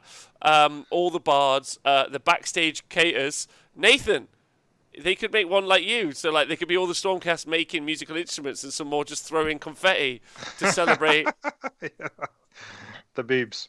the boobs. Dunham Superfly says the Heralder isn't a musician. He's just very enthusiastic. That's actually a really hot take. Argument that the Heralder, who's got a sword, although he is named after, is got nothing. He isn't really a musician. He's just a dude with a sword who has just brought a trumpet with him. Like he's like a rebel. They're like, you can't go out there with your trumpet while you're using your sword. He's like, watch me, toot, toot, toot, toot, and attack him. And what he didn't learn is they were right because he hit on fours. Bloody idiot. Oh, Azrak has come up with a good one. A Stormcast support hero for Daughters of Cain to throw glitter on the witch elves as they murder. Yeah. I'm into that. Yeah, I'm into I want to that. know what that hero would be called. Night one. Yeah, yeah. I also like the other suggestion that a chamber of I don't know how we got into this conversation. A chamber of Dan asked a question. Oh yeah, it was one of the questions. What about a chamber of cooks? Yeah. Or ninjas. Or any of those. Sort of Ninjas is a great idea. Yes, ninjas. What about ninja cooks? Yeah. Take egg. Yeah. Yeah. Shiitake shurikens. That's the only thing I could think up. So there's No. actually, weirdly, a friend of mine's really into a game called Guild Ball. People may or may not have played it. I've played, I think, 2 games. So Rob that's quite advertises it all the time. I advertise it quite often, actually. cool. Yeah. Brilliant. There you go. And so in that, like, they're all stupid. The teams are all things, aren't they? Because there's fishermen. So maybe they could do that with Stormcast. There'll be like a fishing chamber. Really strong against water-based opponents. Deepkin, yeah. Yeah, but nothing else. Can catch a deepkin and throw it off the board. Well, that's what John suggested. He said seamen and sailors and stuff, water types. The seaman? Yeah, well, that'd be fun. That'd be fun. Like pirate Stormcast. Well, or I think the other one obviously is Aeronautica Stormcast to battle against the KO, or maybe even with the KO. But I'd just like to point out that Gitley said that they should do a chamber that has been abandoned and call them the Stormcastaway, which is obviously... And there's a beach ball in everyone's hand. yeah. Wilson! Sigma! How have we not all got jobs for Games Workshop, us and everyone in this chat? These cracking ideas. Well, this is actually how they... I don't know if you know this. This is how they actually... develop their storylines. They just go onto While I'm Alive and they're like, what should we do later? And everyone's like, whatever the fuck you want. Like, and then they just read the chat. Because how did they get cow mountain elves? Crossed wires is what it is. Crossed wires. How did that happen, Dave? Crossed wires. That's how they ended up with cow mountain elves with weird hats. What you think? One of them said. You think one of them said the other one is like, oh, let's do elves. Another was like, yeah, but what? Let's do like mountainy cow stuff. And then the other guy. The other guy was just telling him what it was in his shopping list when he was going out for a barbecue later, and that's what happened. We ended up with the Illuminati. I like the idea it was someone's shopping list. Yeah. Someone was just like, oh, we're doing Lumineth, like, what's in there? And he's like, oh, it's on the phone to his wife, some beef? Get some beef. We're having a Mexican-themed party, piñatas, big hats. We need. Yes. Lots of Mariachi band. Yeah. You want a cow-shaped piñata? Weird, but yes. Yeah. I like piñatas. They're really fun. I haven't had a piñata. Anyway, I don't know why I brought that up. Anyway, yes, good. They drew random words from a hat, says K Dread, and then for some reason Jonathan is talking about doing MDMA or acid. That's how they came up with it. That's how they came up with it. They were all doing acid. Jeez. Yeah. I mean, there's a strong argument that is actually the case, but I wouldn't like to actually accuse them of doing illicit drugs to come up with their storylines. I think that's nice. Oh my God, cows in AOS, BC Chaos, hello. Yeah, I mean, to be fair though, what if we're seeing like the good cows? So what if we see the good rats, and we see an order army of mice? Whoa! All cows are good cows. The new Stormcast chamber perception. is the mouse chamber. I'd be so into that. Imagine tiny Stormcast. Like tiny ones, but they're all mouses. Do you know what would be even better? If there's some tiny mouse Stormcast and they've all got a 1-up save. like indestructible. Bravery 10. But you can only get like 8 of them in a squad or something. They're like tanks. Yeah, I'd be so about that. It'd be like Redwall, and we'd all love it. They're just making it ready for the small boards, aren't they? Yes, that'd be great. Just tiny. Oh, we've gone smaller. Okay. Yeah, I'd also like to see a giant Stormcast who's a giant. What about that, Nath? Yeah. The Giganticus chamber. Open the Giganticus chamber. Open it more. Open it bigger.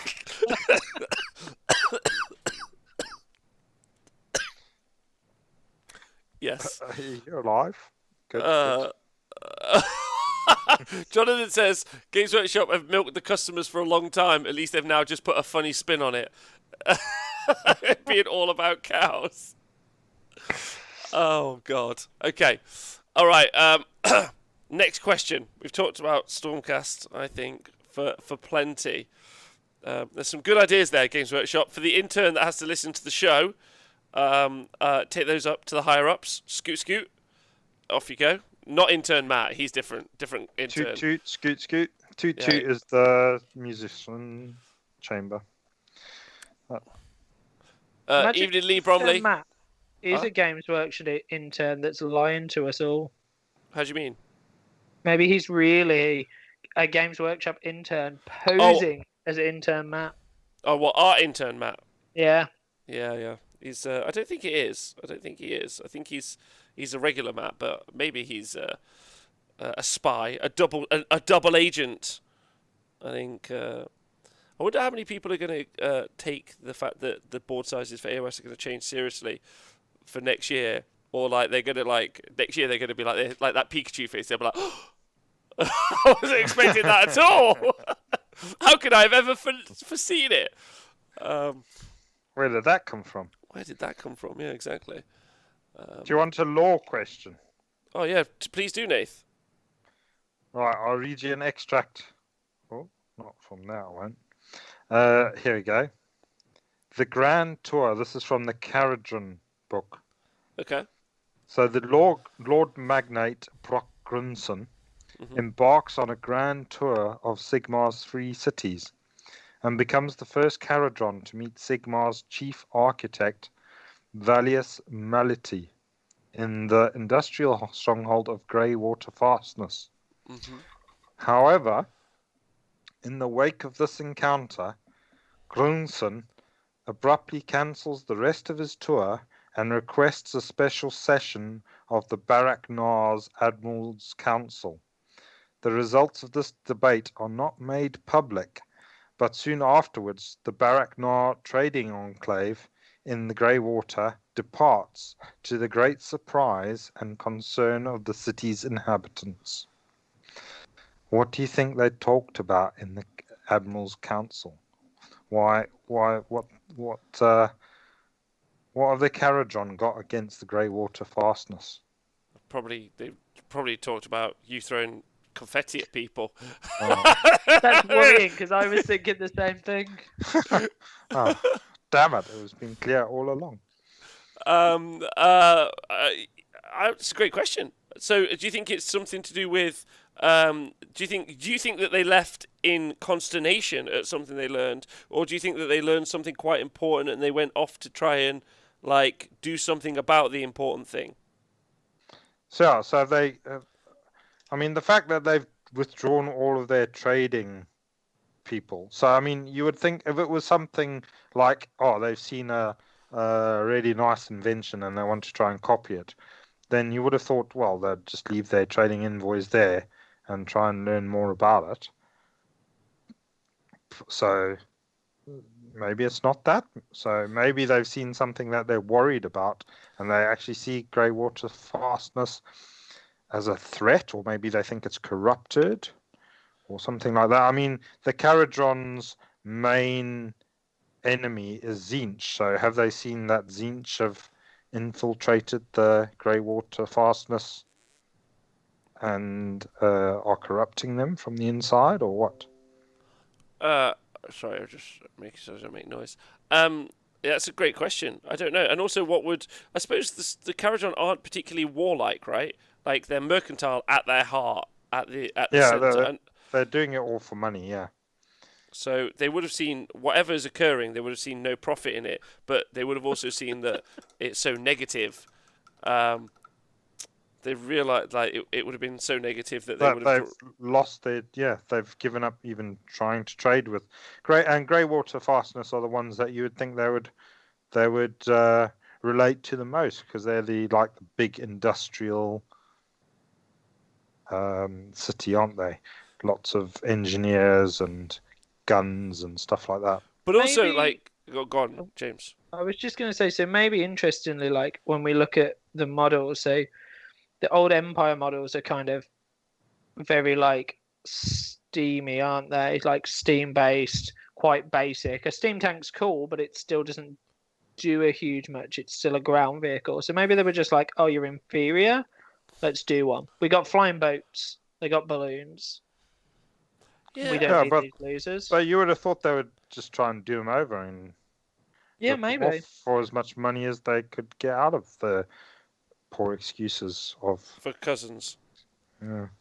Yeah, I reckon also the other thing as well is that the KO are like dangerously mercantile, right? So like I don't know if there's any stories of them carrying Chaos Warriors, for instance, but I think that they wouldn't be adverse to carrying the lowest, or the most reviled sorts of characters in Age of Sigmar were they given enough money. So it had to withdraw the money. It would also have to be something that not only is bad, not just like they're not very puritanical, is what I'm trying to say. So you wouldn't just say, you wouldn't even. Yeah, although they obviously have got a big thing with Tzeentch that's like their arch enemy. So. Do we know why?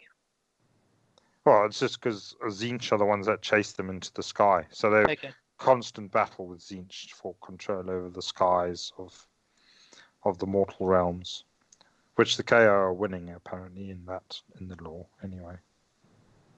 Okay, well, that is actually super interesting. So, I'm just sorry. laughing at the chat.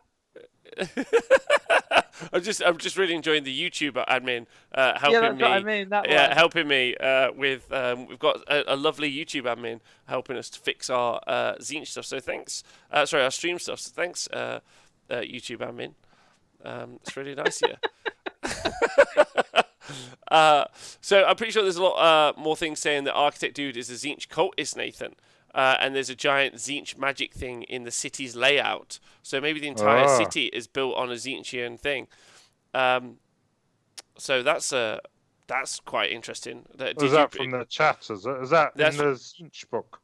Because I've not bothered reading the Tzeentch. I don't know if it is in the Tzeentch book, but I don't know where it's coming.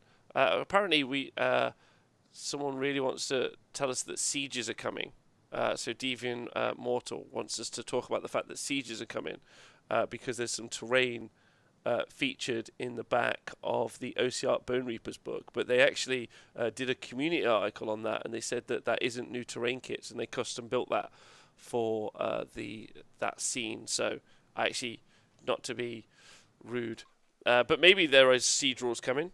Nath, to answer your question, sorry, before I carry on what the chat's saying, I honestly don't know. If I'm honest, I don't know. No, there's no speculation. No more speculation. No, I'm sure the answer is always, as always, chaos, right? Someone found the thing. So Azrank in the chat found it. Tzeentch currently plots against Sigmar and his new age. Oh no, chat. He has infiltrated. People keep talking. Shh, people. Lost it. I've lost it. Okay. Oh, there we go. Have you got it? Yeah, Tzeentch currently plots against Sigmar and his new age. He has infiltrated their ranks and those like Valius Malti, who built the Free Cities of Greywater's Fastness to ruin relationships between Sigmar and Alarielle. So it looks like that Architect Nathan is actually a Tzeentch cultist preparing some sort of giant, massive plan to take over. That's pretty cool. Did not know that. So Greywater Fastness might fall to Tzeentch then.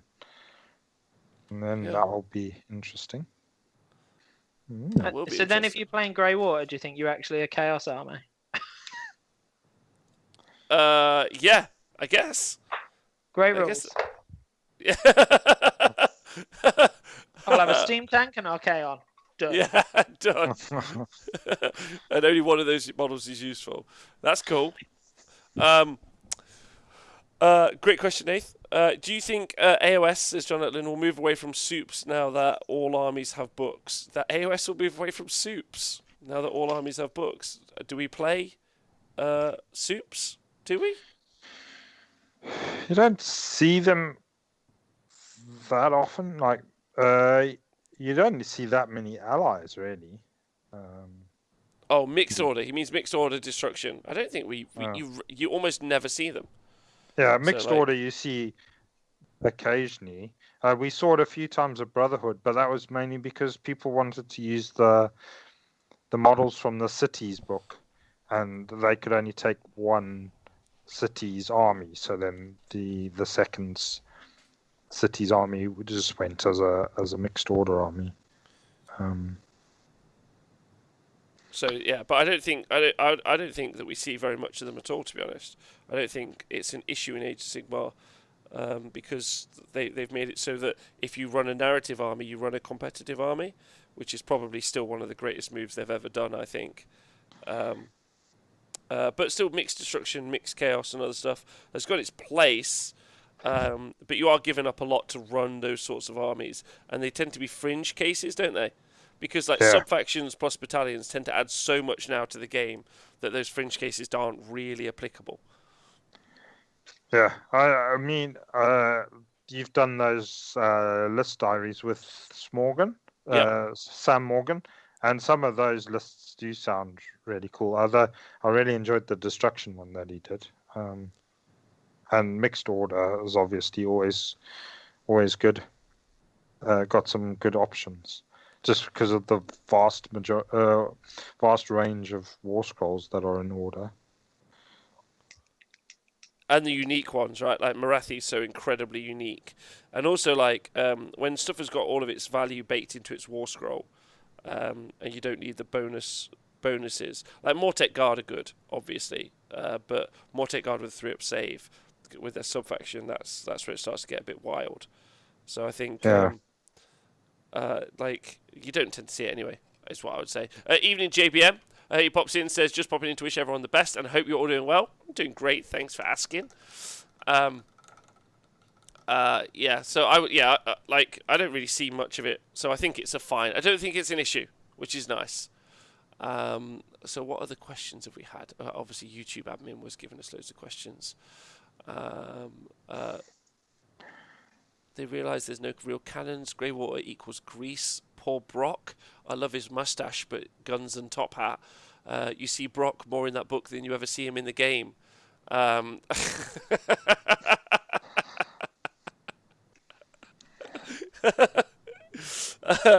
absolutely. What about I don't know what I was going to say then. Sorry, I lost my train of thought because I was reading the chat. Are you excited for the new elves yet, Nath, or not? Well, only excited to see them. I'm not going to collect them, but it'd be cool to see them and play against them on the field. Definitely. Yeah, I agree with that. So the last question I think we'll do for tonight is from Colonel Cabbage, and he says, "Totally new faction ideas." I'll give James and Nathan a moment to think about this. Mine is, I've had the very standard squirrels riding hippos for a long time as an answer to that, obviously. But I think mouse. I want mouses, good guy mouses versus bad guy rats would be, I think, arguably one of the funniest games of Warhammer you'll ever play. I just think that would be really fun. So that's mine. Nath, you got any? Yeah, well, I guess we've got the Beasts of Chaos. We should have the Beasts of Order and the Beasts of Destruction and the Dead Beasts. Everybody should have a turn playing with some animals that just join their thing. It'd be a bit like Narnia though, but yeah, could be fun. So do you want good goats, dead goats, and angry goats? Is that what you're saying? Yeah. Okay, goat-based there. Well, not necessarily goats. I mean, you could have, like you said, mice. You could have good mice, backed up by some good ravens and maybe a friendly tortoise or something, and and then they'd be fighting against some orc-based or like destruction-based monsters. Maybe I don't know, some hyenas or something like that. A few jackals and a kookaburra. A kookaburra. I want wombats in it. Oh That's no, what I want. magpies. Them Australian magpies. Yeah, they'd be definitely worshippers of Gork and Mork. They would be. Dave Faction says, Inverse 990, thanks for subscribing. Dave Fraser says, new faction, Dwardin but evil. Bastard. Frog Gargants, Plague Elves. That's interesting. Whoa. Sergeant Rolf, also thanks for subscribing. JBM, thanks for donating 5 subscriptions to the show. Celebrate. Thanks, JBM. That's really nice of you. So that means all you guys have got emotes which you're able to spam to your heart's desire, apart from on the Warhammer Live show, because all of our emotes are banned, which is sad. Nathan, did you just say the cast from The Lion King? No, but Did maybe. you just say Pumbaa, Timon, and all the others? Yes. Yeah, definitely. No, yeah, I must have said it unwittingly. Yeah. There you go. Plague Elves is good. I also like Colonel Cabbage's I want the reverse mounts army, animals riding humans. That could be a weird chaos faction. Get a bit creepy on it. Halfling pirates, vampires all the way. Non-cartoony badass orcs, says Fulgrimer. Do you think the current orcs are a bit cartoony, Nath? I guess you could say they are maybe a bit. I like them. I don't have a problem with cartoony models. So, yeah, I mean, the Gits are. You could say they're a bit cartoony, but I like them like that. I guess so. I think they're quite fun. I think they're serious enough, right? I guess. I think they've always been one of the armies that were a bit less serious. Are you saying right? cartoons are not serious? Oh, I think cartoons are serious. Attack on Titan's beautiful. Depends on the cartoon. Well, what are you talking? What cartoon is not serious? Cat Dog. Wouldn't tell me anything. Cat Dog isn't. But the best satire of our generation is obviously South Park. Yep. Like Samurai Pizza Cats. Anyone wants to go watch that? Yeah, I don't think I want to watch that. They make great pizza, but that ain't all. That was in the theme tune. Can't remember the next bit. Have you watched BoJack Horseman? I don't like that. I didn't. Right, I didn't. And then I watched the first. I watched the first couple of episodes. I was like, nah. But then one of my exes, she was super into it, and she was just like making me watch it every night. And then I got into it. So I don't know if that's like some sort of like prisoner like psychology thing. But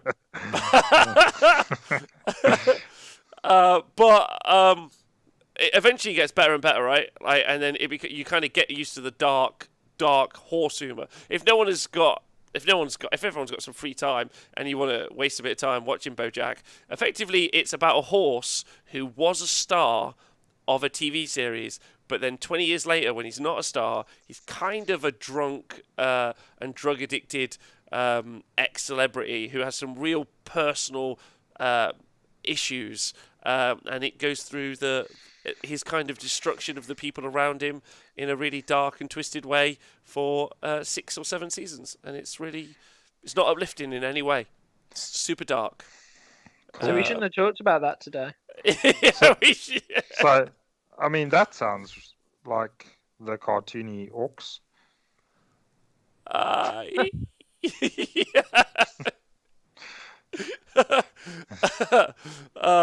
right. Well, that means that brings us to the end of today's show.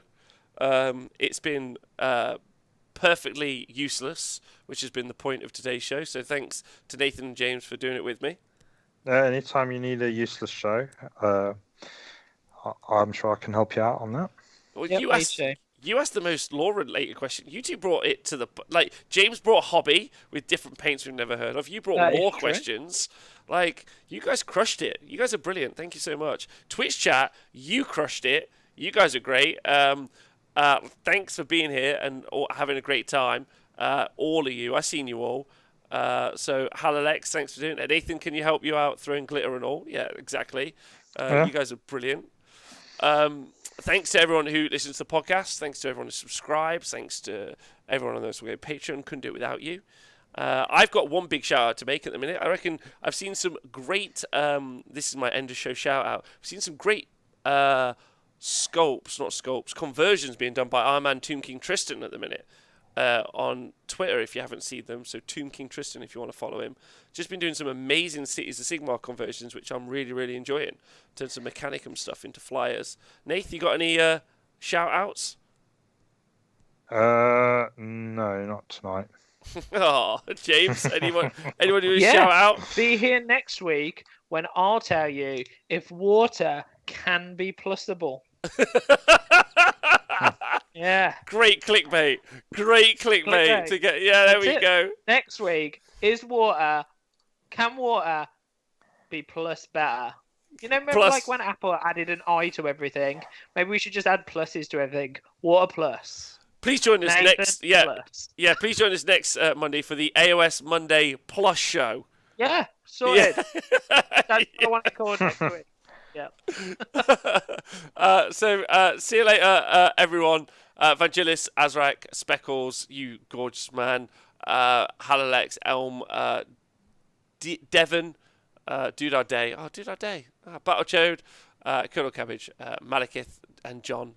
You guys are great. Have a great day. And look after yourselves.